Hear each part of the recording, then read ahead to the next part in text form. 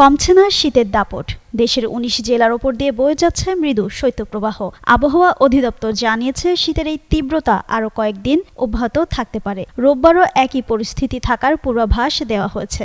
এদিকে দক্ষিণ পশ্চিম বঙ্গোপসাগরে অবস্থানরত একটি নিম্নচাপ পশ্চিম ও উত্তর পশ্চিম দিকে অগ্রসর হয়ে উত্তর শ্রীলঙ্কা উপকূল অতিক্রম করছে।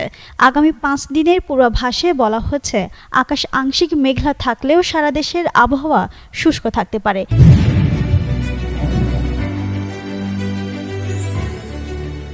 মধ্যরাত থেকে সকাল পর্যন্ত মাঝারি থেকে ঘন কুয়াশা থাকতে পারে, যা কোথাও কোথাও দুপুর পর্যন্ত অব্যাহত থাকতে পারে।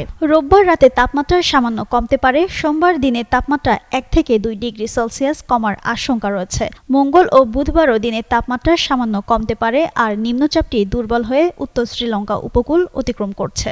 এর প্রভাবে দেশের আকাশ কিছুটা মেঘাচ্ছন্ন থাকতে পারে, তবে বড় কোনো প্রভাব পড়বে না। পূর্বাভাসে আরও বলা হয়, যশোর, চুয়াডাঙ্গা, কুষ্টিয়া এবং রংপুর ও রাজশাহী বিভাগের ওপর দিয়ে মৃদু শৈত্যপ্রবাহ রোববারও অব্যাহত থাকবে। রোববার তাপমাত্রা কিছুটা বাড়লেও সোমবার থেকে আবারও কমতে শুরু করবে।